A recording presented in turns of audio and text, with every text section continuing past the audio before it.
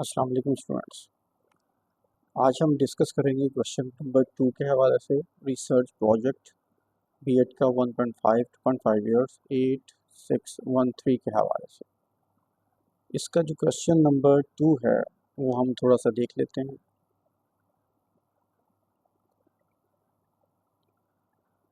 जी, question number 2 यहाँ पे available है। मैं इस दफ़ा कोशिश की है कि इसके स्क्रीन को मैं थोड़ा सा बड़ा कर दूँ और इसकी जो विजुअल चीज़ें हैं वो बेहतर हो जाए। तो क्वेश्चन नंबर 2 मैंने यहाँ से जो है कॉपी किया। कॉपी करने के बाद मैंने अपनी वर्ड की फाइल ओपन की और उसके अंदर मैंने ये पेस्ट किया।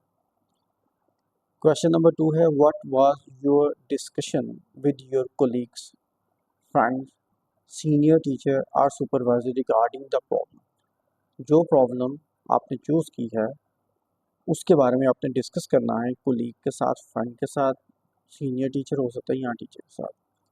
आपने जो भी डिस्कशन करनी है आपने उसको राइट डाउन करना है इन अ पैराग्राफ। तो किस तरह के सवाल पूछे जा सकते हैं, तो मैंने थोड़ा सा इसके ऊपर आपको डिटेल के हवाले से थोड़ा सा मैंने ये लिखा है, उसको मैं समझाने के लिए आपको बताता हूँ। सबसे पहले अंडरस्टैंडिंग प्रॉब्लम के हवाले से 3 तरह के सवाल किए जा सकते हैं। What do you think are the main reason for this issue. जिस इशू पे ऊपर मैं काम कर रहा हूँ आपके सामने इसकी मेन रीजंस क्या हो सकती हैं या इसके बारे में आप क्या सोचते हैं।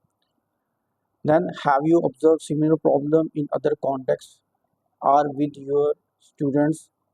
ये सवाल करेंगे आप अपने फ्रेंड, कोलीग, सुपरवाइज़र या कोऑर्डिनेटर वगैरह से।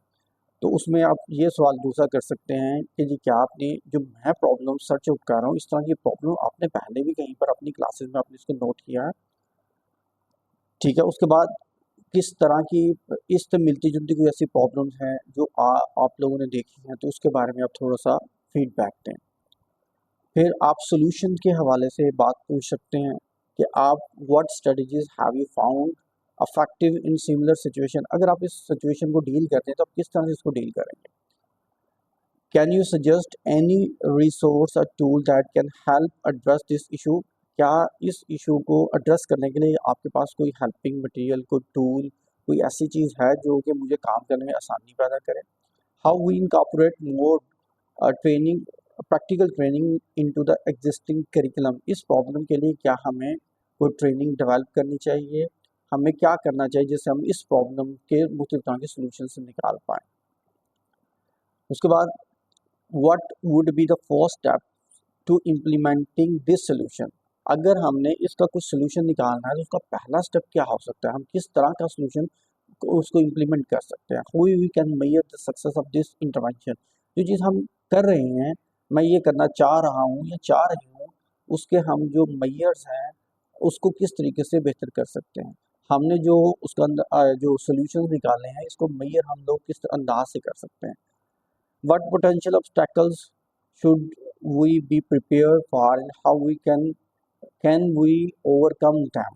हम किस तरह के मेजर्स प्रिपेयर कर सकते हैं, किस तरह की चीज़ें अडॉप्ट कर सकते हैं या अडेप्ट कर सकते हैं उस चीज़ को सॉल्व करने के लिए, उसकी इम्प्लीमेंटेशन के लिए। इस तरह के जो सवाल हैं, इन सारे सवालों के जो जवाबात हैं वो आपको मिलेंगे आपके को टीचर से, आपके हेड से, सीनियर हेड से, सुपरवाइजर से।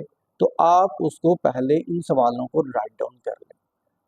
राइट डाउन करने के बाद फिर आप उनको मुख्तलिफ तरह के 2-3 या 4 पैराग्राफ फॉर्म में आप उसको अलग-अलग से रिपोर्ट करेंगे इस सवाल के आंसर के लिए। और जितनी भी सारी डिस्कशन है आप उसको अफेक्टिवली एड्रेस करेंगे। आप उसका आसान हल ये है कि पहले आप उसको उर्दू में लिख लें, सारे सवालों के जो जवाब हैं आप उर्दू में पैराग्राफ की शक्ल में लिख लें। देन आप उसको इंग्लिश में ट्रांसलेट करें और जब आपको ये समझ में आए कि ये काफ़ी बेहतर हो गया है तो फिर आप उसको राइट अप उसका मैनुअल जो हमारा प्रोजेक्ट है उसके ऊपर कर सकते हैं। आई होप कि इससे आपकी अंडरस्टैंडिंग काफ़ी बेहतर होगी। बहुत शुक्रिया।